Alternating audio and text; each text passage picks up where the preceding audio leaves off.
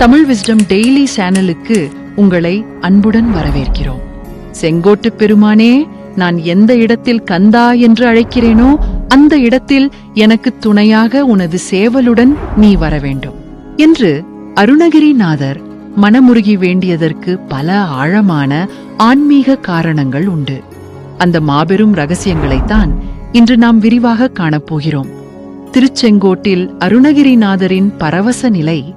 அருணகிரிநாதர் திருச்செங்கோட்டின் உயர்ந்த மலை மீது ஏறி அங்கு வீற்றிருக்கும் முருகப்பெருமானை தரிசித்தார். அந்த பெருமானை கண்ட மாத்திரத்தில் அவர் சொல்லோனா பரமானந்தம் அடைந்தார். முருகனின் திருவுருவ அழகை தமது இரு கண்களாலும் பருகினார். மகிழ்ச்சி பெருக்கில் பாடினார், ஆடினார், முற்றிலுமாக பரவச நிலையை அடைந்தார். உணர்ச்சி பெருக்கில் முருகனிடம், அப்பனே, உனது அழகை காண்பதற்கு பிரம்மன் எனக்கு கொடுத்துள்ள இந்த 2 கண்கள் மட்டும் போதுமோ?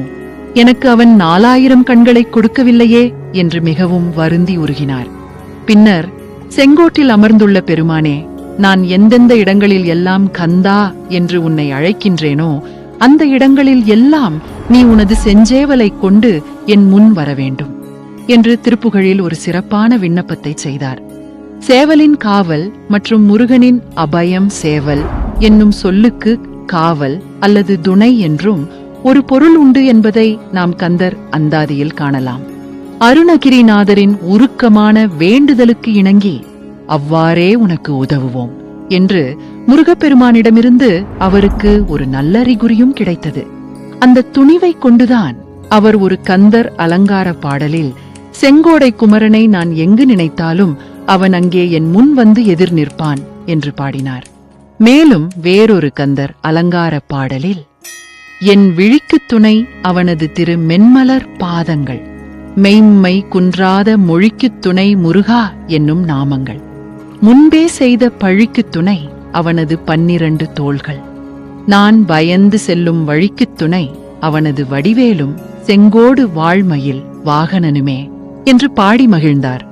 மேலும் ஒரு கந்தர் அலங்கார பாடலில் திருமாலின் மருகனை, மன்றாடியின் மைந்தனை, வானவர்க்கு மேலான தேவனை, மெய்ஞான தெய்வத்தை திருச்செங்கோட்டில் சென்று கண்டு தோழ தனக்கு 4000 கண்களை படைக்காத நான்முகனை நினைத்து அவர் பாடிய அருமையான பாடலும் இங்கு குறிப்பிடத்தக்கது.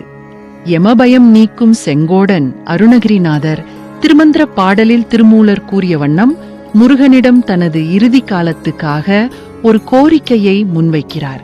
நாககிரி பெருமானே, யமன் என்னிடம் வரும்போது உனது அருளையே படையாகக் கொண்டு அவன் மடிந்து வீழ அவனோடு நான் போர் செய்வேன். அப்பொழுது நீ முன்பு திருவண்ணாமலையில் ஒருமுறை மகா சபையில் வந்தது போல மயில் மீது ஏறி பழைய அடியார் கூட்டத்துடனும் தமிழ் முழங்கவும் மறைகள் முழங்கவும் வரவேண்டும் என்று திருப்புகழில் பிரார்த்தித்தார். அறியாமை இருள் நீக்கும் ஞானம் ஒரு திருப்புகழ் பதிகத்தில் முருகப்பெருமான் 7 மலைகளையும் துண்டாக ஆக்கிய வீரர் என்று போற்றப்படுகிறார். மற்றொரு பதிகத்திலும் மலை 7 துண்டாய் விழும்படி வேல் எறிந்ததை அவர் குறிப்பிடுகிறார். முருகனிடம் அவர் செய்த மற்றொரு தனி பிரார்த்தனை வேறொரு பதிகத்தில் இடம்பெற்றுள்ளது. முருகா, உலக மாயைகளில் மயங்காமல் அந்த மயக்கத்தை அழிக்க வல்ல ஞானத்தை எனக்கென்றே பெறும் மாறு ஒப்பிலா வகையில் நான் பெற விரும்புகிறேன். நீதான் எனக்கு துணை செய்ய வேண்டும் என்று வேண்டினார். இந்த கோரிக்கையின்படியே கலங்காத சித்தத்தை முருகப்பெருமான் தமக்கு அருளினார் என்பதை கந்தர் அலங்கார பாடலில் அவர் தெளிவாக தெரிவிக்கின்றார். மூவருக்கும் மேலான பரம்பொருள் ஒரு திருப்புகழ் பதிகத்தில் முருகனின் பெருமையை மும்மூர்த்திகளுக்கும் தோற்றமளிக்காதவன் நீ என்று பொருள்படும்படி பாடுகிறார். பிரம்மன், திருமால், சிவன் ஆகிய மூவருக்கும் முழுமையாக அறிய முடியாத பரம்பொருளாக முருகப்பெருமான் விளங்குவதை இணையற்ற சொல் அழகுடன் அவர் அமைத்து பாடியுள்ளார். வரலாற்று மற்றும் இதிகாச குறிப்புகள். மற்றொரு திருப்புகழ் பதிகத்தில் அவர் ஒரு அன்பரை பற்றி குறிப்பிடுகிறார்.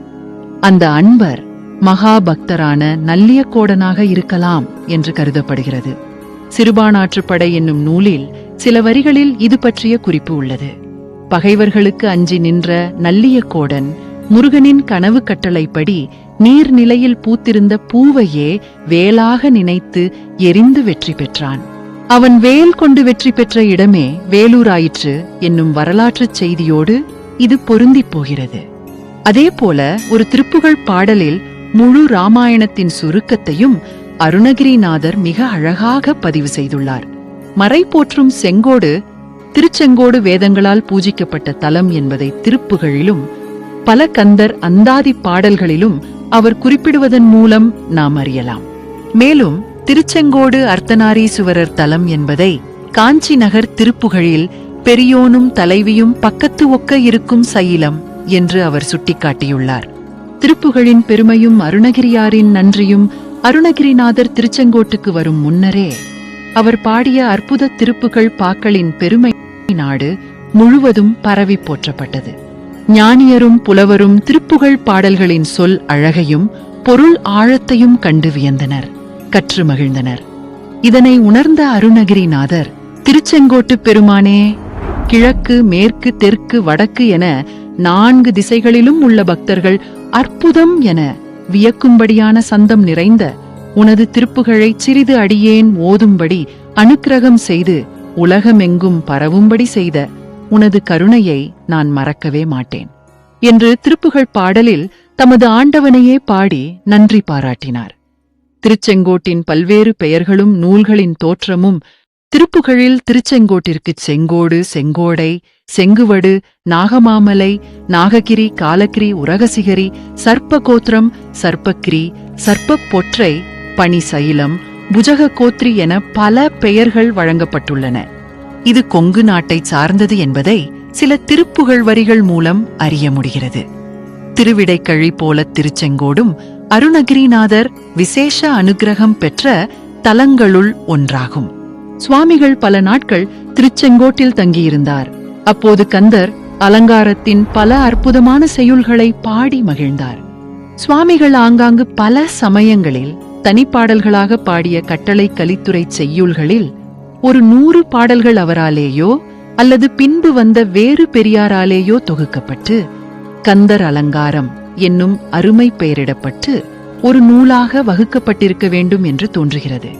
100 பாடல்களுக்கு மேற்பட்ட காப்புச் செய்யுளும் 6 பாடல்களும் சுவாமிகளின் வாக்காகவே காணப்படுகின்றன. மேலும் மனித குலத்தின் அன்றாட வாழ்க்கைக்கும் ஆத்ம விடுதலைக்கும் முருகனின் திருவுருவம் எப்படி துணையாக நிற்கிறது என்பதை அருணகிரிநாதர் ஒரு அற்புதமான பாடலில் விளக்குகிறார்.